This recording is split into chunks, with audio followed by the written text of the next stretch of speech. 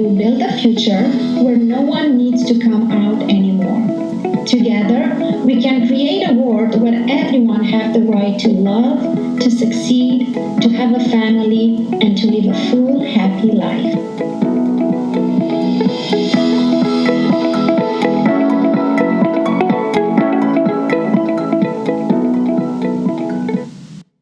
Special welcome to wonderful, amazing couple Danielle and Cole.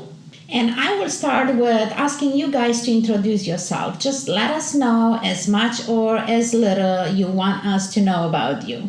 My name is Danielle Cole. I live in Charlotte, North Carolina, and I identify as queer with my partner, Cole. Yeah, and I am Cole Monroe. I currently live in Charlotte, North Carolina, but we're both from Long Island, New York. And I identify as a queer trans man of color. Thank you both. And let's dive in. When you were aware about your sexuality and how was your experience like coming out? Who want to go first? When I came out, I lived with my mom and grandparents at the time. My mom raised me as a single mom and has always really been very open-minded. But when I came out, I was 15 years old and I had fallen in love with, at the time, Nicole, who was my first love. Aww. When I came out to my mom, I came out as bisexual. And she actually left the room and cried. But then she called her ex-lesbian lover, tell her that I came out as gay or bisexual. And she was upset. I think she felt like I would never have kids or anything like that. And then her ex said to her, "What are you, crazy? Your daughter just said she was in love with a woman. Like, what's wrong with you?" And then she started to like calm down after that. But I think the initial shock really just jolted her. But I guess she knew who to call. She knew to call somebody that was going to bring her back down from the clouds and ground her a little bit. So I always think that that's so funny that she just freaked out and called somebody who was gay.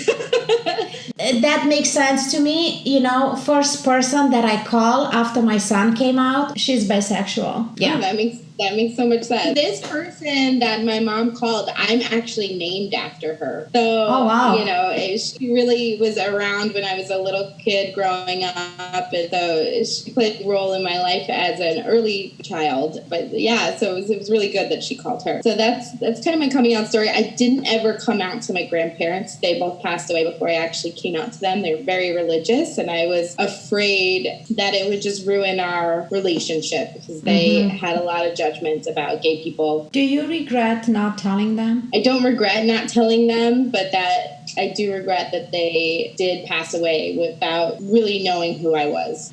Cole used to come over back in high school, and I guess they just thought we were really good friends. Just friends, really good friends. Really good ones.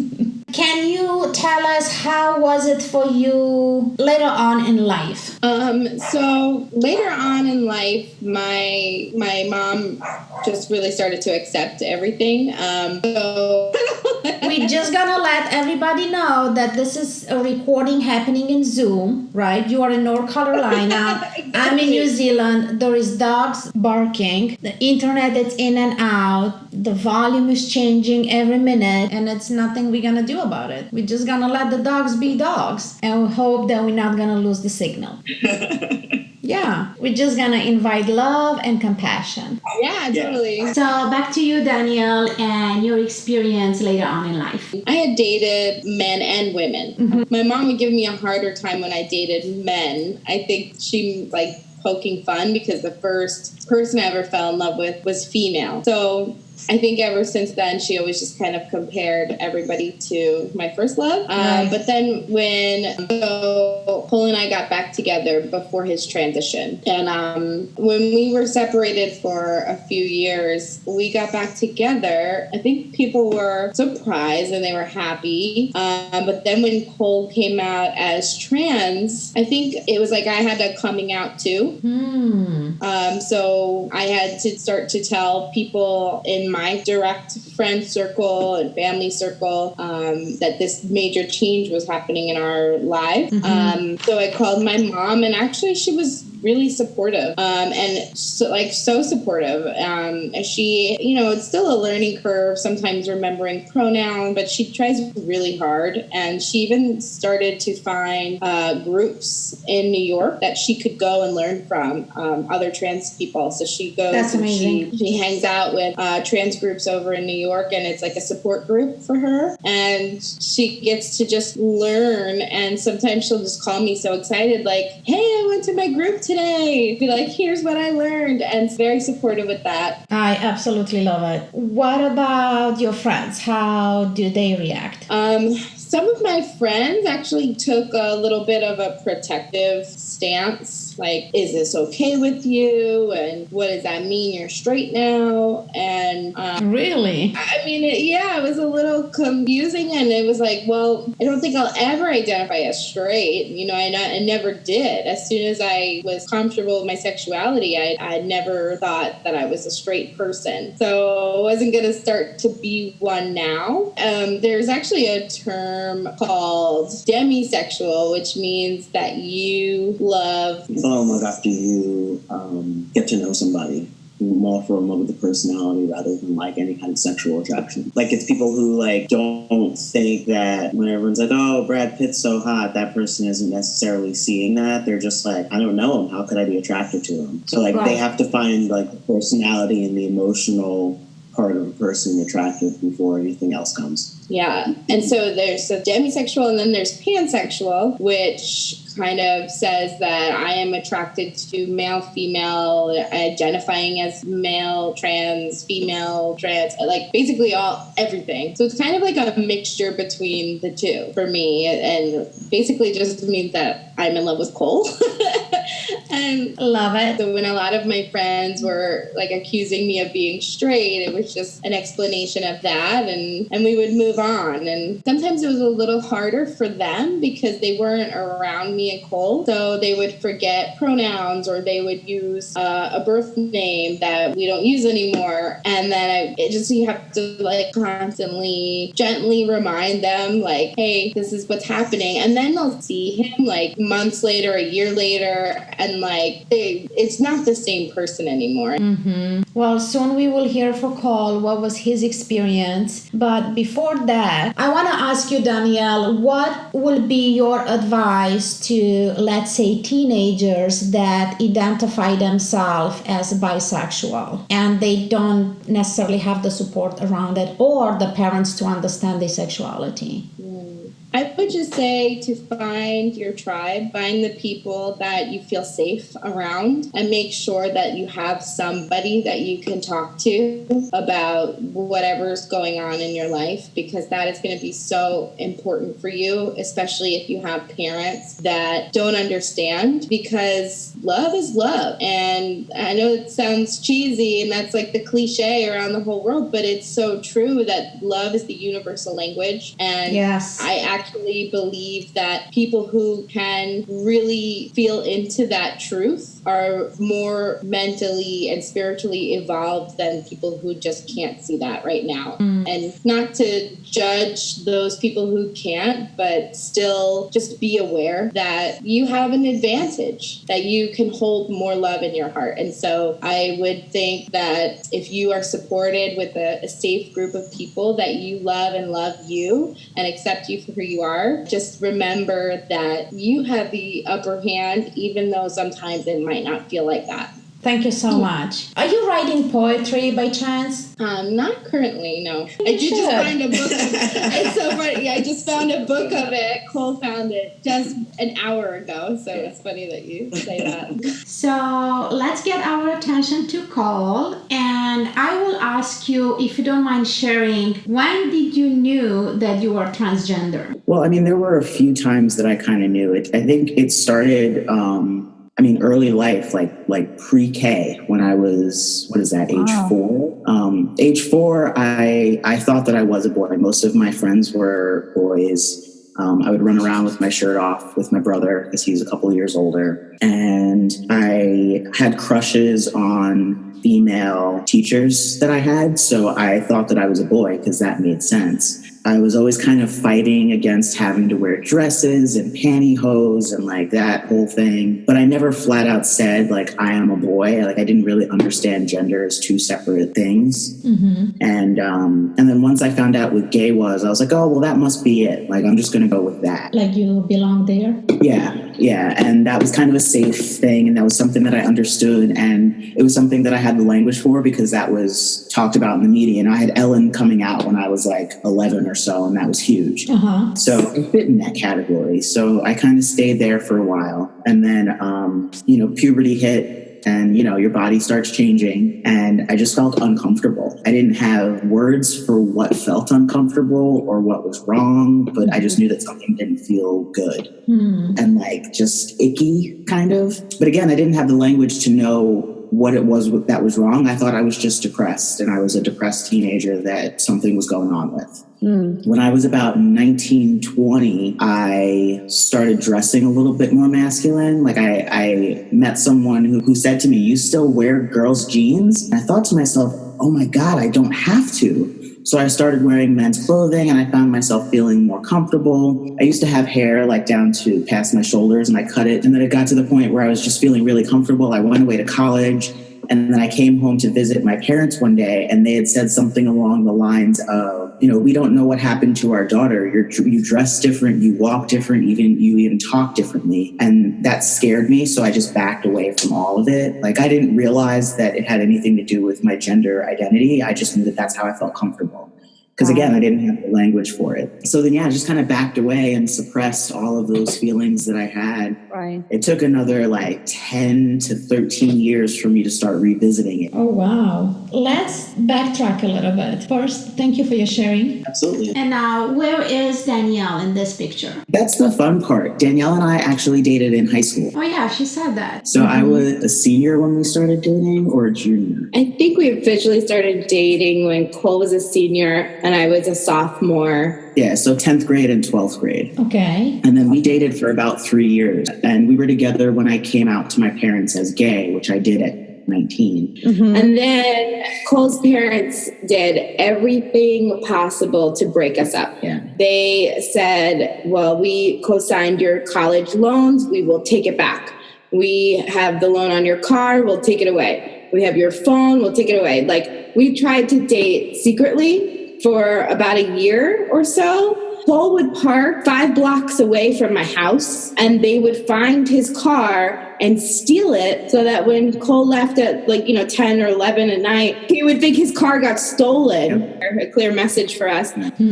Was that because they didn't like you, or was it because they didn't want Cole to be dating? It was because of the age difference. Because again, I'm like 2.5 years older. I think if it was a man and a woman, they would have thought differently. Yeah. We don't know, of course, because that's what they say it was. But there was a lot of things that it could have been. I think they judged me based on my family. I was raised by a single mom. I think that was something that they looked down upon. And I'm white, he's black. I think that there are different things that they could have. But I think mostly it was because I was like a second daughter to them at the time. I would go over their house on Christmas, Thanksgiving, and like all the major holidays, they would call me like their kid. And I think that they felt this sense of betrayal when we came out to them. We felt so comfortable being ourselves around them without quite being ourselves, right? But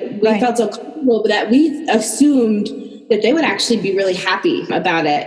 And they totally just surprised us by doing everything they could. And once Cole came out to them as lesbian back then, I didn't talk to them again. And that was hard for me because being raised by a single mom, I don't know anybody in my family. My mom was the black sheep of her family. So I finally got a sense of family in Cole's family, and they dropped me like a hot potato. So it was hard for me in that way. And because Cole was my first love, so we really tried to date. He went to college a few states away, and I would save all my money and try to just travel there on the weekends and go stay at his dorm. But it got to be really hard. And so, yeah, we felt like we were in a very adult like situation, like a Romeo and Juliet, almost like not being able to be together, but trying. So we broke up for 8 years. Wow. And I couldn't talk to Cole during that time. I said, because I still loved him, I think mostly if I spoke to him at all, I couldn't hold back my feelings. It became really difficult. So we cut off all communication, except there would be like one, maybe 3 times within that 8-year period that he or I reached out to each other and said, hey, I had a bad dream or a bad feeling about you. Are you okay?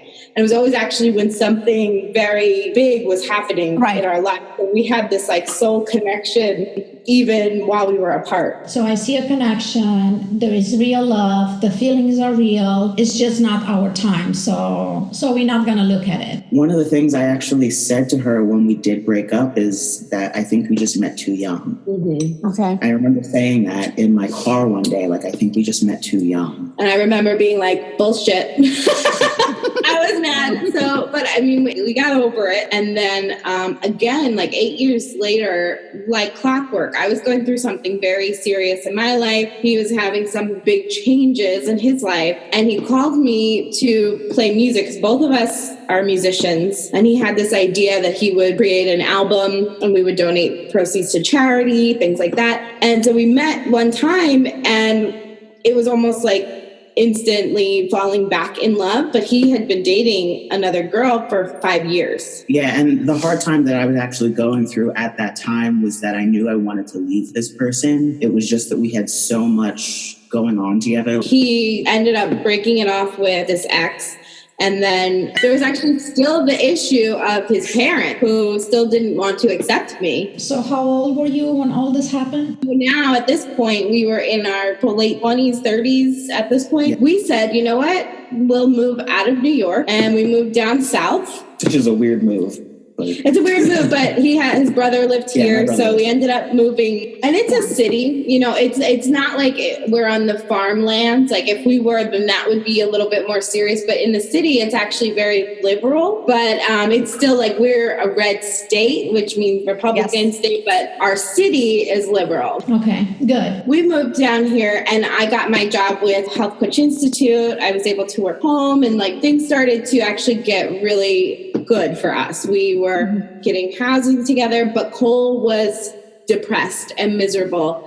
And I thought that I had made the worst mistake of my life because when we got back together, within 6 months, you know, we decided we would move. Within 8 to 9 months, I had a new job and I moved down to Charlotte. And when I moved in, Cole, this was pre-transition. So that was Nicole. You moved in with Nicole. That's right. I knew about Nicole. You know, so I was confused at one of the events you introduced Cole. And I didn't necessarily heard the name. Probably I would have make a connection between Cole and Nicole. I mean, yeah, everybody got really confused. Pardon? No, we did not meet in person, but I was at the live event in Dallas when Danielle was on the stage and introduced you as her partner. So I knew from the training, from demo recordings, that Danielle is dating Nicole. And now she introduced us to a man.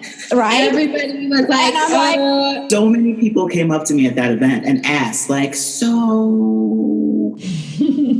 I mean, the whole room, how many? I don't know, 900 people. We all knew about Danielle sharing a frozen yogurt with Nicole. She needs to do a part 2 of that. Like, where is she now? Yes, you need to jump back on a demo and let us know about Cole now. So when you guys get together, we have Danielle and Nicole. So then when you moved together, you were still Nicole? Okay. Yeah, we were together for a while. I just fell into a really deep depression. I'm not sure if I was ever out of the depression. I think the honeymoon phase kind of masked it. Mm-hmm. And then once that honeymoon phase was over, it came time to deal with myself. And I just knew that I wasn't okay. You know, first I was like, maybe it's because my parents aren't accepting of my relationship. Then I was like, no, it's because of this. No, it's because of that. And then finally I went to therapy, and I was in therapy for a good 2.5, 3 years before gender even came up. Yeah, I had told Cole, I said, if you don't get help, because it was one thing after the next. There was always another problem. It was like money, it was parents. Is it safe to say that you were looking at all the reason outside instead of looking inside of you? It's a lot easier to look at other people and put the blame on other people than it is to look at yourself and really dive deep into yourself. Yeah.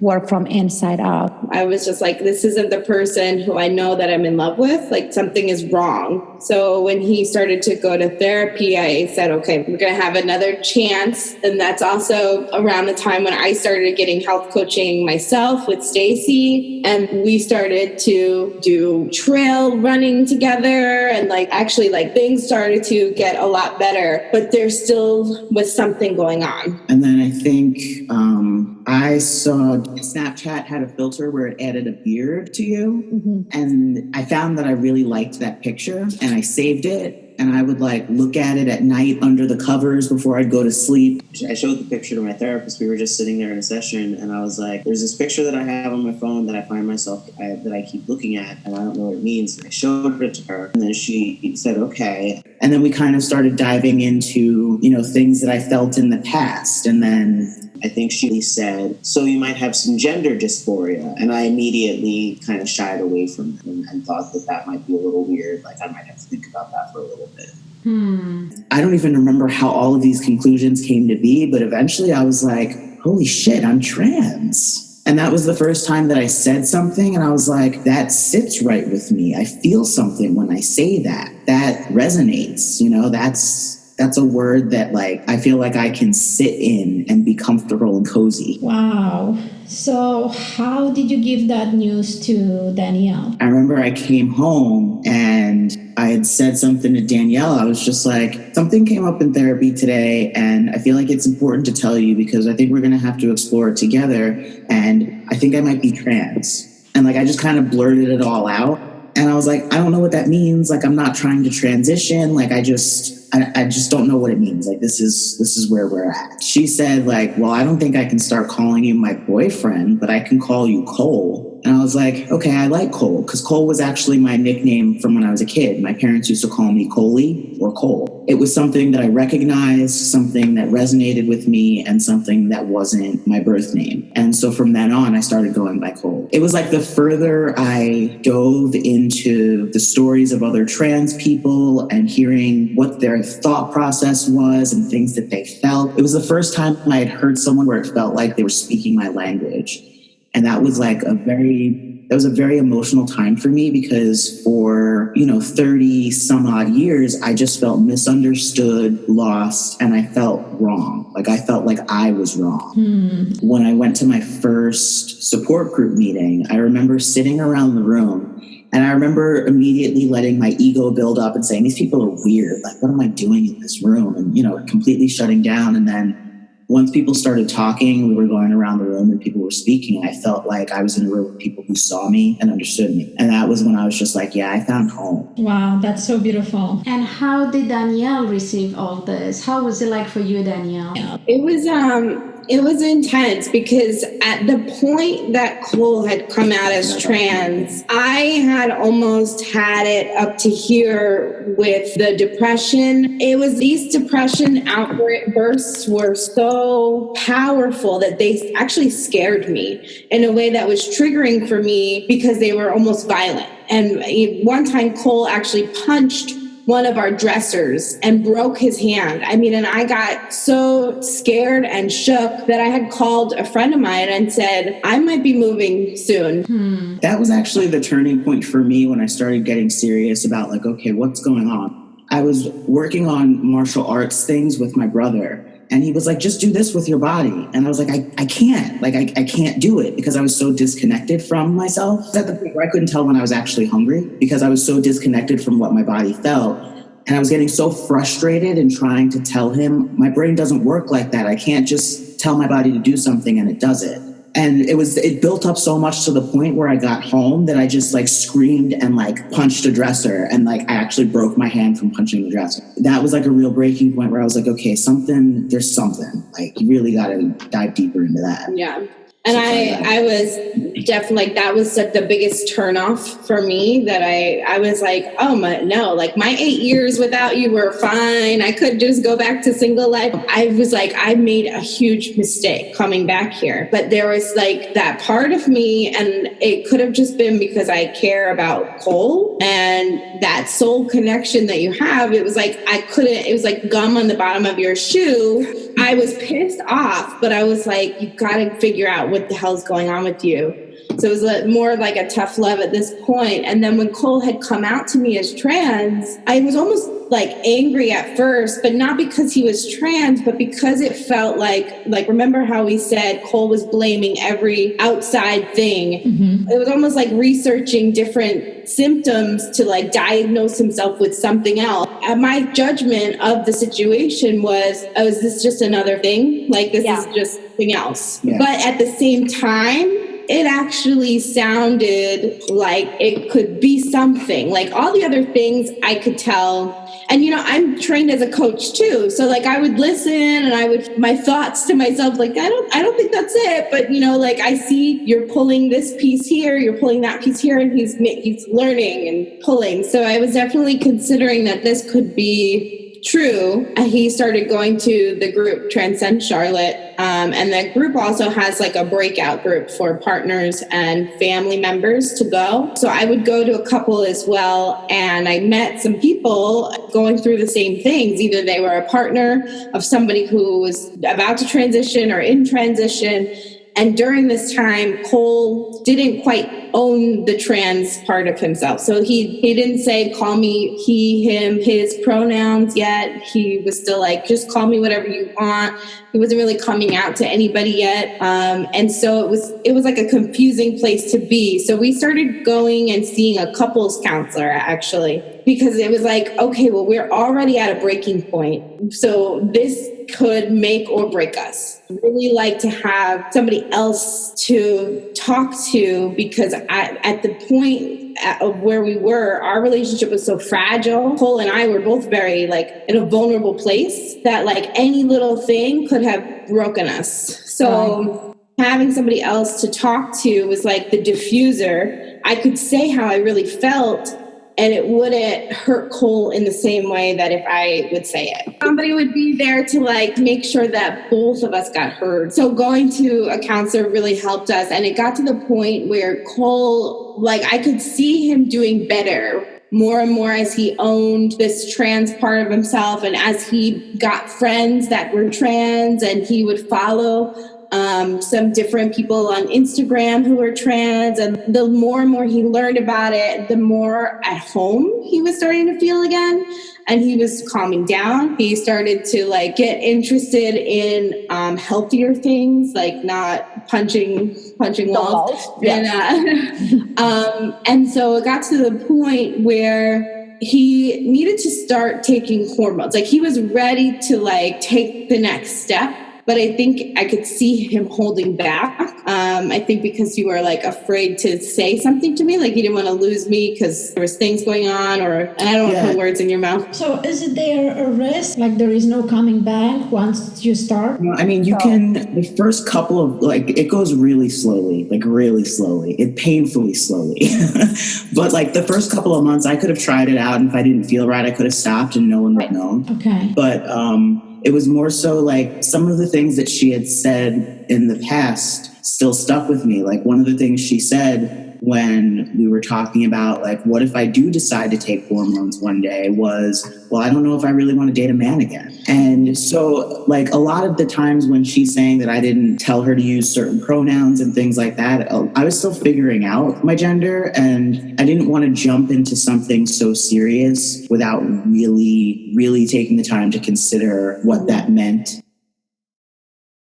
There are a lot of stereotypes out there, or not stereotypes, misconceptions that hormones make people angry. And he was already angry. Yeah, right. Yeah, so I had a lot of anger already. And in all of the research that I did, it said that people actually got calmer once they started taking hormones rather than getting angry. Mm-hmm. And anytime that they were angrier, it was because the dosage was wrong for their body. It was too high, so they just had to lower it back down. Mm-hmm. And then it got to the point where one day I didn't start hormones the more unhappy I got. Yeah, so it was like he started to like come up a little bit, but then started to go back down. And it was like, I remember just saying to him, just shit or get off the pot. If you're going to do it, just do it. And like, we'll figure it out. If it's not for me or if it's not for you, then we can figure it out. But you got to do something because you're going back down again. And it was like a few days later, he got hormone and started it like right after his birthday. Yeah, I had planned this doctor's appointment, and I was either going to ask about hormones or I was just going to get a physical and call it a day. So like the doctor's appointment was there. It was just like, am I going to do this? Am I not going to do this? Am I going to do this? Am I not going to do this? And then one day, like I was just crying hysterically, like, and then she was just like, you need to shit or get off the pot because I can't live with you like this anymore. Point where I really had told myself, you know what, just power through this life and the next lifetime you'll get it a little better. Wow. And yeah, like I had just given up and I decided to just exist rather than to live. Figured I gave up on the life that I have now. I'm just going to kind of live it through, see what happens. And next time when I come back, because I believe in reincarnation, that, I'll do better. I'll have a better life then. And I was just kind of what I call passively suicidal. I wasn't actively looking for a way out, but if something did happen, I wasn't necessarily going to fight my hardest to get out of that situation or setting or whatever it may be.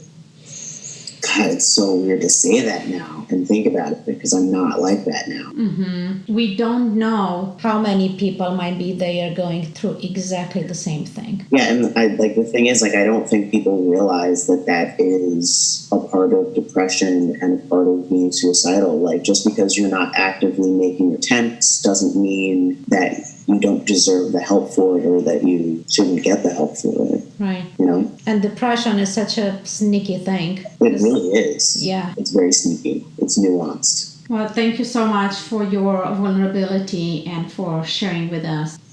Absolutely. So taking the hormones really help you get out of that depression? Yeah. Things changed almost immediately from when I started taking hormones. I call it like the antidepressant that Cole had been needing. Like, people take pills sometimes for their antidepressants, but for us it was that take the testosterone. It just seemed to mellow him out, but also he was happier. It was balanced. Mm-hmm. Now, how was it to see your girlfriend transforming into a man? It was crazy. During the 8 years that we were apart, I started dating men and women. Mm-hmm. At a certain point, right before Cole and I got back together, I had been with my last man. I was like, I don't want to be with men anymore. There's something here where it was just I don't know what it was, but it was I was done. Okay. And wasn't that person was somebody in my life for a little while. So I said, I'm sorry, you have to go and I probably won't ever call you again. So I had made up my mind. I told all my friends. We actually threw a party. Woohoo! I love that. I think it was any excuse to throw a party, right? But in my heart and soul, I really felt like I had made a declaration, this is who I am. I feel better when I am not with men. So all of this stuff has been happening and stewing for myself. And I went to my own therapy and things like that. And at first, of course, looked at it now I'm going to be with a man again. And then the more that Cole became the most fully alive, authentic version of himself, I just kept falling in love with the person who I've always been. And on another bonus level, Cole just kept getting hotter. You get more attractive too. The better you feel in your body. He would go to the gym, he'd work out, he lost 60 pounds. He just became the healthiest version of himself. He was watching what he ate and he would smile. He didn't smile for years. Almost not a true smile. So I think for me, it was just when you focus on the love, there's nothing in between that. You lose a body, you lose your human shell, and it's really just the connection that you have in your soul. And I think that for me, that became more true than anything else. That was the most beautiful declaration of love that I heard in a while. Thank you. Well, it's true. All right, everyone, we are looking at pictures. Cole is showing me a picture of him when he was Nicole, and she is gorgeous. Yeah, that was my high school sweetheart, that woman there. But that also very quickly progressed to something very different. Wow. Who's that person? Yeah, exactly. Yeah. I'm looking at a picture and I could see your lips smiling, but your face and your eyes are just sad. Exactly. That was the depressed version of Nicole. Like year and a half. In my old pictures, I can't even find a single picture of myself. Yeah, and even me, we didn't take pictures together, I didn't want to be really. in pictures. I didn't want to be in pictures with them either. And during this time, I'm traveling a lot. Like, I'm just getting away.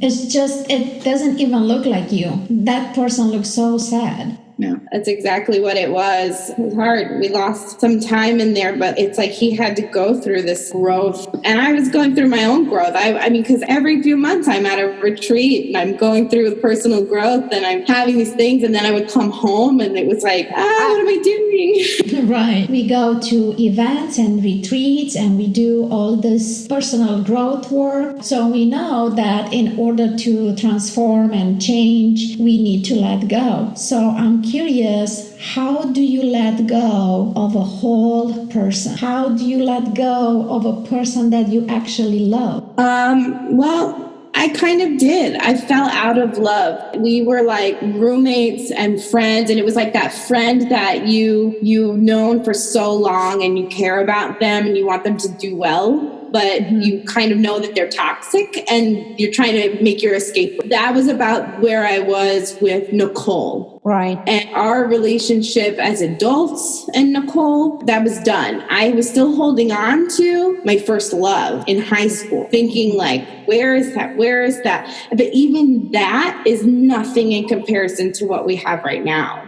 That Nicole was still depressed and still had a lot of things that, were sensitivities, and the total body dysphoria was very real even when we were in high school.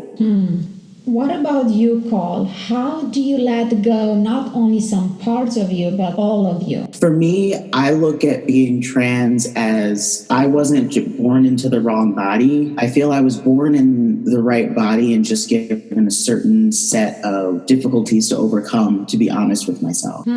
So I appreciate the fact that I was born female. Right. And I feel like being born female was giving me a more compassionate way to be male. So I haven't really let go of Nicole. Nicole is still around and we're kind of in this together.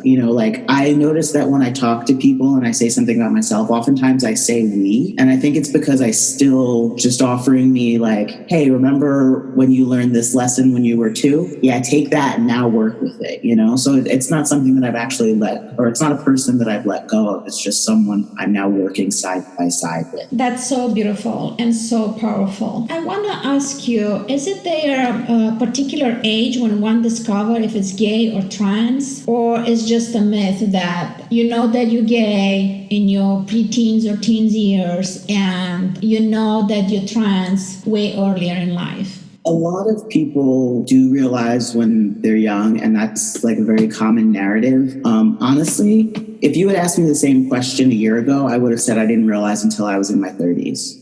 It took a lot of looking back at my life and looking at the same situations or the same memories from a different angle. And I think for a lot of people, it may be that they may know, but they just don't have that language for it. Because in 1990, transgender wasn't a thing that people were talking about. Gender dysphoria wasn't a thing people were talking about. Yeah, totally. Times are different now. Yeah, I met a kid who, how old is he? He's 15 and he came out as transgender when he was 14. And his parents are so supportive of him. He's out in his school. And I'm just he's 15. When I was 15, I was scared to tell people that I was gay. Right. So things are changing. Right. I'm happy that you find you, and it just seems that you have everything that it takes for a man to be a perfect man. What other man can have a deeper understanding of how is it to be a woman? Yeah, like I kind of want to be a coach for men to tell men, like you can be sensitive and you can be caring and you can be compassionate, and it doesn't make you any less of a man. It just makes you that much more of a desirable man.